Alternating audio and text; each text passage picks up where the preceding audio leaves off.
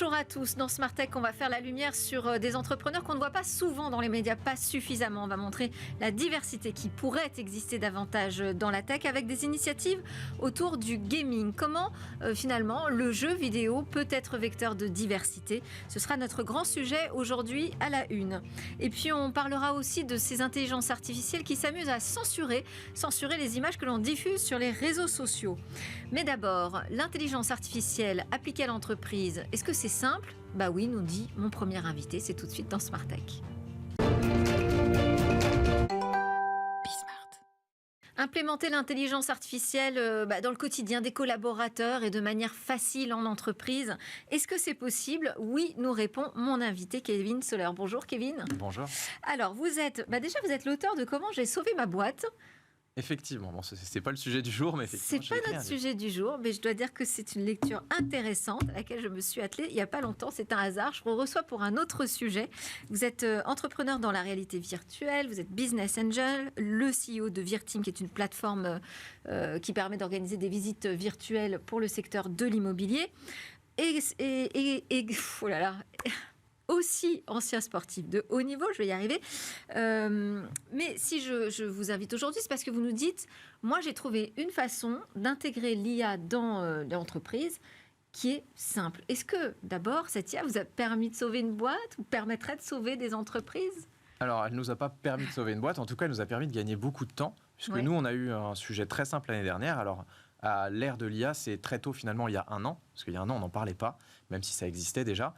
J'ai pris mes collaborateurs, je leur ai dit, aujourd'hui, y a-t-il des tâches que vous trouvez rébarbatives, où vous n'avez pas de valeur ajoutée, et que vous aimeriez qu'on puisse, avec une baguette magique, solutionner, ou en tout cas automatiser ? On a passé une journée à brainstormer, avec plein de méthodes, notamment Kanban, etc.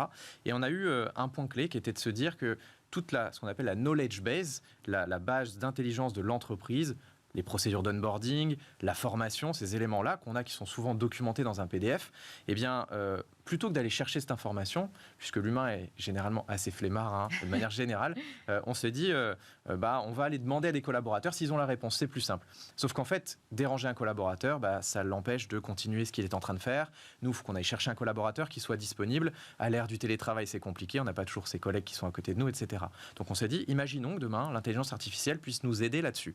Comment ça marche ? Comment ça marche ? De manière assez simple, imaginez une boîte dans laquelle vous mettez toute cette base de données, la knowledge base de l'entreprise sous forme de PDF, de manière très simple, et vous interrogez cette base sous forme de chat en lui posant une question. J'ai perdu mon badge pour aller à la cantine, c'est quoi la procédure ? Je veux déposer un congé, comment ça marche ? Ou au contraire, je suis banquier par exemple, je n'ai plus l'information sur la dernière législation autour du prêt in fine, donnez-moi l'information. Vous voulez dire quoi ? Confier toutes ces informations à un chat GPT par exemple ? Les informations de l'entreprise ? Une excellente question, surtout pas un chat GPT. Oui. Pourquoi ? Parce que chat GPT est un player américain. C'est pas anodin. Ouais. C'est pas anodin, on ne veut pas que les données fuitent. On le sait puisque récemment l'IA Act a été acté et on veut justement que tout ça reste en France. Alors comment ça marche ? Nous on s'est dit on va développer notre propre système pour que ça reste en France et qu'il n'y ait pas de fuite de données. La fuite de données, on l'explique à deux niveaux. Un, à l'externe, c'est-à-dire qu'on ne veut pas que ça parte chez les Américains, les Chinois ou n'importe où pour que ce soit réutilisé, surtout pas. Et à l'intérieur du modèle. Ça veut dire quoi ? Il y a eu des expérimentations faites sur les modèles existants qui ont testé de rendre un modèle, par exemple, antisémite, raciste, sexiste, etc. Et on peut le faire très rapidement. Ça veut dire, ça se fait de la manière suivante. On pose des questions pour orienter les réponses suivantes du modèle. Donc, on ne veut pas de la fuite de données à l'intérieur du modèle, si je le simplifie. Du coup, on s'est dit, on va faire une espèce de bunker d'IA pour que ça ne sorte ni à l'externe, ni à l'interne. Du coup, cette IA n'est pas linkée à Internet, elle est linkée uniquement à la base de données de l'entreprise, ce qui fait qu'elle ne peut pas aller raconter n'importe quoi, et au contraire, on ne peut pas lui faire dire n'importe quoi. C'est là où c'est très important. Et quand vous dites facile à implémenter, c'est-à-dire, ça consiste en quoi ? Quel processus ? Un chat, et vous mettez vos PDF dedans, et ça s'arrête là. C'est extrêmement simple. Pour le collaborateur, c'est un chat, il pose les questions sur le chat, il a ses réponses en temps réel. Mais pour l'entreprise, si elle veut implémenter cette solution, qu'est-ce qu'elle doit faire ? Rien, on lui met à dispo la boîte, elle met ses documents dedans, et ça s'arrête là. Sachant que ces documents, on sait qu'ils sont déjà présents dans l'entreprise. C'est obligatoire aujourd'hui sur notamment le DUERP, sur la sécurité ou les process de formation, on en a tous. Donc il suffit juste de les mettre dedans. Il n'y a même pas à les ordonner. En fait, l'IA le fait naturellement. C'est l'avantage de l'IA générative. Et vous partez de quel modèle de langage alors ? Alors le LLM, ChatGPT est basé sur les technologies d'OpenAI. Est-ce que c'est ce modèle que vous avez choisi? Non, on a choisi volontairement notre modèle français, Mistral. Maintenant, on se garde la possibilité potentiellement de le changer demain s'il y avait un nouveau player qui venait. C'est un petit peu comme du tuning, si on changeait les roues d'une voiture, finalement, c'est aussi simple que ça, nous, de notre côté. Donc on a volontairement préparé tout le modèle autour de ça. Donc il est français, il est hébergé en France, et nous, toute la couche qu'on a développée autour de SaaS pour que nos clients puissent voir en temps réel les documents qu'ils ont, les types de questions qui sont posées, s'il y a eu une réponse ou pas, tout ça, ça a été développé aussi en France et ça reste en France. Et un point important, il est collaboratif. Pourquoi collaboratif? Imaginez que vous posez une question, la réponse qu'on vous donne, elle est semi-complète ou au contraire, il n'y a pas de réponse et vous pensez détenir la bonne réponse, vous pouvez la suggérer au modèle. Mais important, elle ne se valide pas automatiquement, elle est envoyée dans le back-office. Donc les réponses ne modifient pas le modèle, hein. Exactement. C'est vraiment un modèle qui est figé. Tout à fait, c'est ce qu'on dit, pas de fuite de données dans le modèle, très important aujourd'hui pour rester inclusif dans les réponses, etc. Et donc comment vous le faites évoluer ? Alors on le fait évoluer nous, par nos équipes. On a des chercheurs volontairement qui travaillent sur ce LLM initial et tout ce qu'on appelle le fine-tuning pour faire en sorte que le modèle soit justement entraîné sur des problématiques qui en général sont onboarding, formation, ticketing ou aide à la force commerciale. Donc vous avez développé une activité connexe à Exactement. Virteam. Exactement. Virteam, en fait, à la base, c'est le pôle content, VR, métavers, visite virtuelle, et maintenant le pôle IA, sachant qu'à la base, c'est parti d'un postulat, on l'a développé pour nous, on l'a fait tourner pendant un an, on a vu que ça avait des impacts hyper intéressants, on en a parlé à nos clients, mais vraiment au détour d'une conversation opportune, je dirais, et finalement, on nous a dit, mais ce modèle, il serait hyper intéressant dans notre entreprise. On travaille essentiellement avec des grands groupes, et quand on a entendu ça une fois, deux fois, trois fois, quatre fois, on s'est dit, bah, finalement, on a peut-être un produit. Donc, c'est intéressant parce que ça montre comment ces technos, finalement, peuvent créer des nouveaux business aussi. Tout à fait. Une nouvelle verticale chez nous qui, je pense, sera la plus importante dès l'année prochaine. Bon. Après, la clé, c'est la confiance. Et ça, bon, bah, c'est vous qui allez voir sur le terrain, avec l'expérience, comment ça se passe. Parce que c'est un enjeu très important aujourd'hui quand on utilise ces intelligences artificielles. Bah, on a des éléments techniques quand même. On a aujourd'hui la norme ISO 42001, plus l'IA Act qui permettent de rentrer quand même dans des cases. L'IA Act qui est pour l'instant pas en application. Mais on peut tout à fait appliquer quand même les prérogatives. Ah bah au contraire, si vous c'est le but. faites. Tant mieux. Merci beaucoup Kevin Soler, donc CEO de Virteam. On enchaîne avec notre grand rendez-vous sur la diversité dans Smart Tech. Alors, on va voir un peu des nouveaux visages de la tech française et puis on va parler surtout du rôle que peut tenir le jeu vidéo dans cette quête de diversité. On en parle avec Madi Sedi, porte-parole de Diversity Days. Bonjour Madi. Bonjour. Bienvenue dans Smart Tech. Jennifer Lufo, experte en communication, gestion des communautés dans le secteur du jeu vidéo. Vous êtes la fondatrice d'Afro Gameuse. Bonjour et bienvenue également. Bonjour. Et à côté de vous, Joël Kiama, CEO et directeur des affaires de Moon&Jo Entertainment. Bienvenue également. Bonjour Delphine. On va commencer avec quelques chiffres sur ce secteur du jeu vidéo, Madi. Absolument. Sur le secteur du jeu, donc la réalité, c'est que dans le secteur du jeu, on a une représentativité de la diversité qui n'est pas encore au point. Le chiffre que j'ai, le chiffre du mois, ça va être 21%. 21%, c'est un chiffre qui nous vient de l'association Women in Game. Oui. Seuls 21% des femmes, en 2021, étaient dans les studios de jeux vidéo, ce qui ne fait pas beaucoup. Et toujours pour continuer dans cette sous-représentation, il faut savoir que ce n'est pas seulement une question de genre, on a exactement le même résultat si on s'intéresse à une représentation ethnique, si on s'intéresse à une représentation plutôt du handicap ou des LGBT, malheureusement. Et c'est assez paradoxal parce que l'industrie du jeu est quand même une industrie puissante, mais malheureusement, dans les chiffres, elle s'adresse à tout le monde, donc il y a une vraie diversité dans son public, un marché puissant, mais en réalité qui est très peu représentatif de ce qu'est la réalité du monde. En coulisses, quoi, ceux qui fabriquent le jeu ne sont pas du tout représentatifs du public, puisqu'aujourd'hui on parle vraiment d'une tendance, c'est même plus une tendance, quoi, c'est un fait de société. Absolument, absolument. Donc ça représente que 21% malheureusement, mais on a une bonne nouvelle parce qu'il y a des gens qui s'attachent à faire changer les choses, à faire en sorte qu'on ait un écosystème du jeu beaucoup plus inclusif. Oui, et on a 2 représentants en plateau. Absolument. En plus, grâce à vous d'ailleurs. Alors, on va commencer avec Jennifer Lufo, donc Afro Gameuse. J'ai cité le nom de votre initiative. Qu'est-ce que c'est exactement ça ? Alors, Afro Gameuse, c'est une association qui est née en 2020, que j'ai fondée à travers ma propre expérience de joueuse.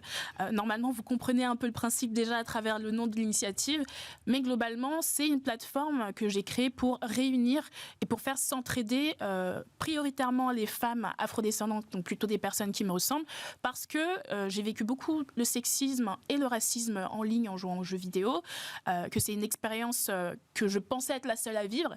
Et puis en fait, en créant l'association, en m'exprimant sur ces sujets-là, je me suis rendu compte que non, je n'étais vraiment pas un cas isolé. Parce que derrière le jeu vidéo, on peut se cacher. Exactement, on pense que c'est que du virtuel. Ouais. Bien sûr, en fait, le virtuel a quand même un impact sur la réalité. Le sexisme, il existe en ligne quand on joue aux jeux vidéo en ligne. Comment ? Quand on nous dit tous les 2 jours de retourner dans la cuisine parce qu'on joue un personnage féminin, par exemple, ou parce qu'à travers notre pseudo de joueuse, on a un pseudo plutôt à consonance féminine. C'est des choses comme ça qui vont permettre aux gens d'identifier derrière l'écran une femme qui joue avec eux. De la même manière, jouer un personnage noir, utiliser streamer sur Twitch par exemple et se montrer de manière aussi vulnérable, c'est aussi une des raisons qui vont oui, parce qu'en fait on s'expose, on est authentique, on est là à la base pour passer un bon moment avec des personnes qui nous regardent jouer par exemple, mais au final ça peut très vite se transformer en des espaces toxiques puisque le fait qu'on se montre est une raison pour certaines personnes de nous insulter et de nous dire qu'on n'est pas à notre place en fait. Donc Afrogameuse, c'est une association, déjà aujourd'hui on commence à avoir un peu plus de 600 membres en France et dans le monde. Et donc l'objectif, c'est d'encourager en fait une meilleure visibilité, une meilleure insertion professionnelle de toutes les populations marginalisées, en commençant bien sûr par les femmes, les personnes racisées, la communauté LGBTQIA+, et les personnes en situation de handicap aussi. Et on essaie de travailler avec les studios de jeux vidéo, avec tout l'écosystème du jeu vidéo pour faire en sorte que le monde du jeu vidéo soit plus inclusif dans les studios, à travers la visibilité des joueurs et aussi à travers le contenu même des jeux. Mais ça passe par quoi alors ? C'est des conférences, c'est des cercles de dialogue, quelles actions très concrètes vous menez ? Alors déjà, il y a tout simplement le fait de visibiliser. Parce qu'on se dit qu'à force de marteler notre existence et de nous montrer, à un moment donné, on arrêtera peut-être de questionner notre place en fait dans ce milieu. Ensuite, il y a la question de l'insertion professionnelle. On l'a dit avec les chiffres derniers. D'ailleurs, en 2023, c'est 24% maintenant de femmes qui sont dans l'industrie. Preuve que les actions qui sont mises en place fonctionnent, mais qui fonctionnent quand même lentement. Ça va lentement. Donc la place de l'insertion professionnelle, où nous, on va beaucoup parler des métiers aux jeunes filles, on va dans les écoles, on va organiser plein d'événements. En mars, par exemple, nous avons organisé Gaming Queens, qui est un événement où nous allons inviter plusieurs femmes du jeu vidéo qui travaillent dans le domaine, qui créent des jeux, à venir prendre la parole pour parler de leur parcours, parce que le principe de rôle modèle est aussi hyper important, hyper valorisant pour arriver à se projeter en fait dans le domaine. Et au-delà de ça, on va aussi s'associer avec des studios de jeux vidéo comme Ubisoft, qui est l'un de nos partenaires, comme Virtuose et plein d'autres, qui nous soutiennent financièrement bien sûr, mais qui parfois souhaitent aussi avoir nos avis. Moi par exemple, je suis consultante en inclusion dans le jeu vidéo, donc j'aide en fait les studios de jeux vidéo à se débarrasser de tout ce qui est stéréotype dans les contenus de leur jeu. Ça veut dire qu'ils ont une démarche vraiment positive. La démarche est positive, elle n'est pas, s'ils viennent vous chercher, elle n'est pas forcément faite par eux tous. C'est ça qui est intéressant, c'est que moi aussi, en fait maintenant avec l'association, c'est des sujets qui sont beaucoup plus mis en avant, et puis en dehors de ça, les joueurs aussi prennent beaucoup la parole sur les réseaux sociaux, sur Internet, chose qu'ils n'avaient pas forcément l'habitude de faire avant, parce qu'ils n'avaient pas les moyens de le faire. Donc c'est pas juste une démarche des studios, c'est vraiment une exigence en fait de la part des joueurs et des joueuses, qui estiment aussi qu'ils ont envie de se voir représentés à l'écran, mais de manière positive. Ils payent pour ces jeux, les jeux sont faits pour tout le monde, on le disait tout à l'heure, donc ils méritent aussi de se voir dedans et de manière positivement représentés. Et quand vous avez décidé de lancer cette association, il a fallu se poser la question quand même du financement pour avoir des actions, ça coûte de l'argent, vous l'avez dit, il y a certains studios qui vous soutiennent. Vous êtes tout de suite allé les voir ? Ça a été simple. Pour le qui est-ce qui a joué le jeu, ce qu'il y a dire, qui n'a pas voulu s'inclure dans cette démarche? Je dirais que les premiers soutiens en fait de l'association, faut savoir qu'on a commencé par un crowdfunding, une campagne participative de financement qu'on a posté sur les réseaux sociaux, et c'est tout simplement les joueurs et les joueuses qui étaient les premiers à nous soutenir financièrement. D'accord. Ensuite, les studios sont arrivés après. Pourquoi ? Parce qu'ils ont vu qu'on commençait à prendre un peu de place aussi, qu'on prenait beaucoup la parole sur ces sujets. Donc, je pense qu'ils avaient aussi besoin qu'une initiative comme celle-là naisse pour trouver des personnes vers qui s'orienter pour pour répondre à ces questions tout simplement. Donc aujourd'hui, il y a effectivement ceux qui viennent vers nous, ceux qui ne nous connaissent pas aussi, il faut le dire, mais aussi on fait la démarche maintenant d'aller un peu plus vers les gens pour leur dire, écoutez, là, ce que vous nous avez proposé, ça va pas trop. Le but, ce n'est pas de faire de la censure, c'est plutôt de leur montrer que avoir cette diversité, notamment dans le contenu de leur jeu,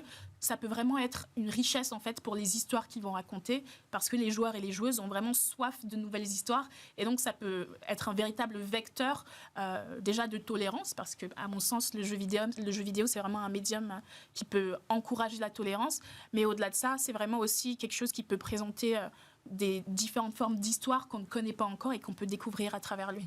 Donc, on est vraiment dans le sujet là, du jeu vidéo qui, à la fois, pose des questions quand même d'inclusion, mais peut-être aussi un vecteur de croissance de cette inclusion. Enfin, en tout cas, vous en êtes convaincus. Moi, je suis très optimiste vis-à-vis de ça, sinon je ne ferais pas ce travail, clairement, même s'il est très lent.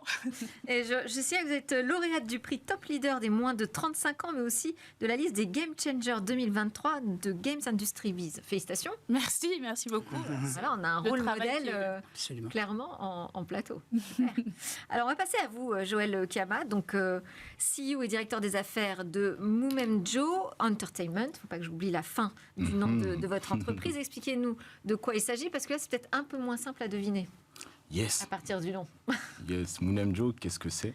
Munemjo, c'est un studio de jeux vidéo inclusif qui a pour mission de rendre accessibles les cultures africaines tout en leur donnant une place dans l'imaginaire collectif. Donc, vous créez des jeux vidéo?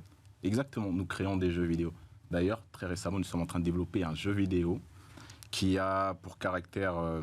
c'est un jeu qui aura cet aspect Est-ce que c'est ce qu'on voit à l'image, là? C'est ce que l'on voit, exactement. Ok. C'est ça, c'est ce que l'on voit là. On a mis l'accent sur une hyène, parce que les hommes hyènes sont assez réputés en Afrique.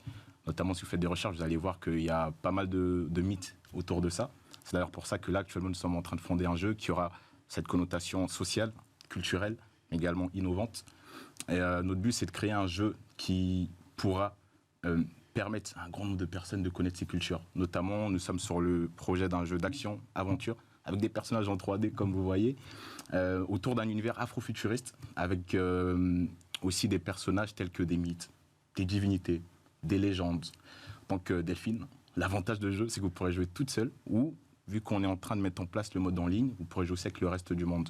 Et pour ne pas oublier, l'un des aspects du jeu également sur lequel nous travaillons, c'est que c'est un jeu mobile, gratuit, avec une encyclopédie intégrée, à l'instar un peu de Pokémon. Quel genre d'encyclopédie vous voulez dire? C'est-à-dire toute une documentation finalement sur les personnages? Toute une documentation, exactement. À l'instar un peu de Pokémon avec le Pokédex, ou d'Assassin's Creed avec le Codex. Là, sur l'Afropédia, vous pourrez trouver la force de ces mythes, ces légendes, ces divinités, leurs faiblesses, leur lore, leur histoire, leurs légendes, leur but, leur motivation et même leur credo. Et qui est-ce qui l'écrit, cette Afropédia? C'est notre équipe, et nous travaillons également avec des anthropologues et des historiens. Carrément un projet encyclopédique. C'est très très ambitieux. Un jeu vidéo, un projet encyclopédique. Exactement. Et on retrouve beaucoup cet aspect, notamment, je vous ai cité Pokémon, qui le fait aussi, Assassin's Creed, ou encore d'autres jeux qui le font, mais pas avec cette dimension africaine. Oui. Il n'y en a pas du tout aujourd'hui de jeux qui véhiculent cette culture africaine, ou qui en reprend des codes? Il y en a plusieurs. Il y en a plusieurs. Il y en a peu. Il y en a peu qui se comptent sur les doigts de la main. On peut penser à Orient, Legacy of the Koreodan, qui est un jeu camerounais, donc made in Africa, il faut le dire. Pour que ça existe, c'est qu'il a fallu que ça soit créé sur le continent aussi. On a The Ouagadougou Chronicle, qui est un partenariat entre le Ghana et l'Allemagne, mais il manque encore en fait des jeux de la sorte qui vont vraiment pouvoir apporter une véritable dimension apprenante. Parce que là, voilà, au-delà du jeu, c'est vraiment une dimension culturelle, éducative finalement. Exactement, il y a un aspect très ludique, éducatif. Après, c'est vraiment un jeu d'action, aventure, sur lequel nous allons pouvoir grandir avec nos personnages. On a aussi la possibilité de jouer avec plusieurs personnages. Et nous nous sommes inspirés des jeux comme Orion. Parce que ça, c'est la condition sine qua non pour que ça ait un écho, pour que ce jeu puisse être adopté largement. Exactement. C'est vrai que même par rapport à des études le disent qu'aujourd'hui, le jeu, c'est un outil très important pour permettre aux gens d'apprendre. C'est d'ailleurs pour ça que nous, le genre de jeu que l'on crée se nomme le gacha. En fait, pour vous traduire, c'est un jeu de collection. C'est-à-dire qu'il y a des personnages en 3D comme ce que vous avez pu voir, mais derrière, on peut les collectionner. C'est-à-dire au départ, vous jouez avec ces personnages. Au fur et à mesure, vous allez pouvoir en découvrir d'autres, améliorer ces personnages, jouer avec un maximum de personnages. Et derrière, là où on met l'accent, c'est au niveau des histoires. Les personnages ont tous des histoires captivantes. Et en jouant, vous pourrez aussi découvrir plusieurs types de bruits différents, notamment des bruits de nature, des chants tribaux et des musiques faites en collaboration avec des artistes locaux. Ah, super. Et vous en êtes où sur le développement du projet, à la fois du côté encyclopédique et du côté du jeu? Sur le côté encyclopédique, là, nous avançons bien, dans le sens où nous avons le directeur narratif qui est en charge de ce board-là. Elle travaille en direct avec des historiens, des conteuses et d'autres personnes. Maintenant, nous, avec nos équipes artistiques et autres, nous sommes en train de développer un trailer. Et j'espère que vous le regarderez bientôt, Delphine. Et quelles sont les échéances, selon vous, pour la sortie du jeu? Quand est-ce qu'on pourra commencer à le découvrir? Déjà, fin 2024. Fin 2024. Fin 2024, on va sortir une démo qui sera jouable pendant une vingtaine de minutes, histoire de permettre aux joueurs et aux passionnés de culture africaine ou de mythes de pouvoir découvrir des éléments de décor tels que le jeu, les musiques dont je vous parlais. Ouais. Et normalement, le jeu devrait sortir en 2026. Qui sont les investisseurs qui vous suivent? Pour le moment, il n'y a pas d'investisseurs. Ah. Alors là, c'est prévu. Oui, c'est prévu, j'imagine. C'est un appel. Okay. C'est un appel que vous lancez ou vous avez déjà des pistes très sérieuses? On a déjà des pistes, mais c'est un appel que je lance également. Parce qu'un jeu comme ça a besoin de fonds. Et sans fonds, en fait, un jeu comme ça va se développer, mais difficilement.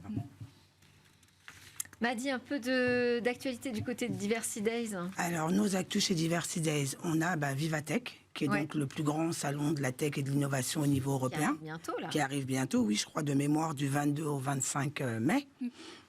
Alors, on va avoir au sein de Vivatech 2 événements, notamment l'Ethical Game Jam.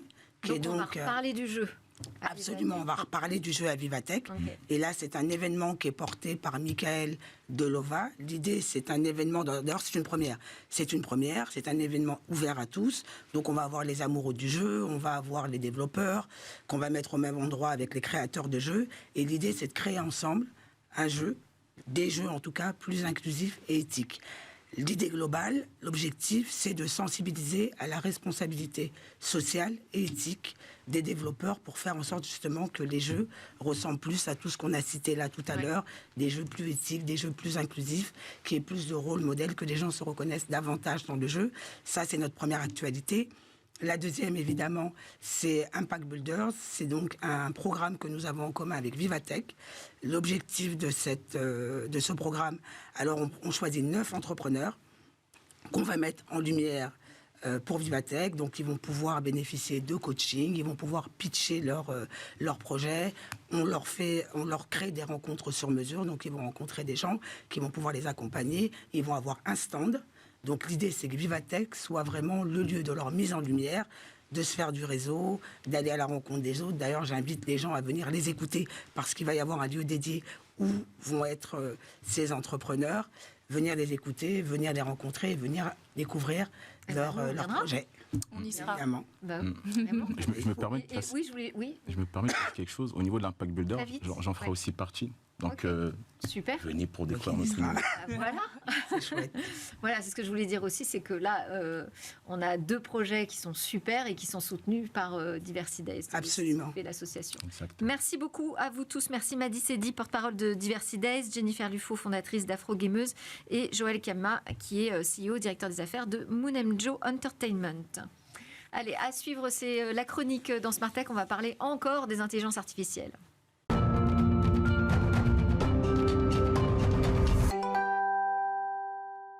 Très heureuse de terminer cette édition avec David Lacomblette. Bonjour David. Bonjour Delphine. Je rappelle, est le président du think tank La Villa Numéris. Exact. Alors aujourd'hui, on va aborder une question sensible, la question des solutions d'intelligence artificielle qui sont détournées à des fins moralisatrices, avec notamment une appli qui rhabille les femmes trop dénudées.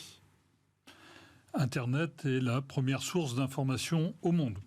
Et de fait, c'est aussi le principal vecteur désormais de désinformation, avec de véritables batailles idéologiques qui sont livrées. Et c'est vrai que se déversent sur les réseaux sociaux des torrents de boue, où certains y voient midi à leur porte et savent d'ailleurs se jouer des algorithmes pour y trouver une audience mondiale. avec les solutions d'intelligence artificielle, on rentre dans la troisième dimension de manipulation de l'information, des fake news, des deepfakes, qui sont ces vidéos qui sont altérées ou détournées au nom d'idéologie ou d'appât du gain, ou d'ailleurs parfois des deux. Alors on connaît les solutions d'intelligence artificielle qui déshabillaient des femmes en particulier à des fins tout à fait malveillantes ou de revanche pornographique, on les appelle des nudes ou des deepfakes pornographiques. Alors si le porno est autorisé aux plus de 18 ans, rappelons que tout détournement est interdit sans le consentement des personnes et que c'est particulièrement répréhensible et puni par la loi. C'est un viol numérique en quelque sorte. Et vous risquez 2 ans de prison, que vous fabriquiez ces vidéos ou que vous les diffusiez. Alors il faut reconnaître quand même aux plateformes d'avoir mis en œuvre des filtres pour permettre d'en éliminer le plus grand nombre. Mais donc c'est là qu'apparaissent ces applications qui, à l'inverse, rhabillent des femmes.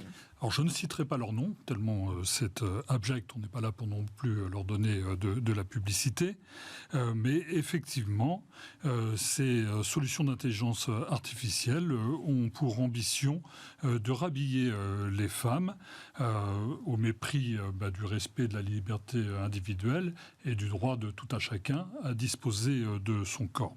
Sont à l'œuvre des mouvements conservateurs ou moralistes et qui, effectivement, parce qu'ils jugent des photographies indécentes, ou en tout cas pas à leur goût, les rhabillent. C'est ce qui est arrivé à une actrice, Kristen Stewart, qui était en une de Rolling Stone récemment. Une photo trop subjective au goût de certains, qui l'ont rhabillée, qui l'ont d'ailleurs recoiffée, et mis une alliance au passage pour la rendre digne. Mais au nom de quoi ? Et donc, effectivement, ce genre de pratique a lieu, et pas uniquement sur les femmes, puisque Elon Musk, qui avait été pris en photographie en maillot de bain, s'est retrouvé avec un costume et une cravate, ce qui n'est pas exactement la même chose, vous en conviendrez. Ça, c'est sûr.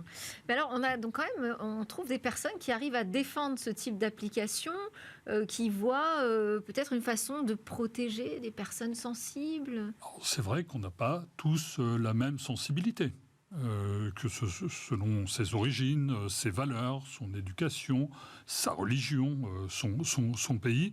Et c'est bien une des difficultés avec un mass média qui fait qu'une photo peut être vue d'un coup d'un seul à travers le monde. Souvenez-vous de ce tableau, L'origine du monde de Gustave Courbet, qui avait été censuré par Facebook dans les années 2015-2018, je crois, qui d'ailleurs l'a reposté après et avait présenté ses excuses.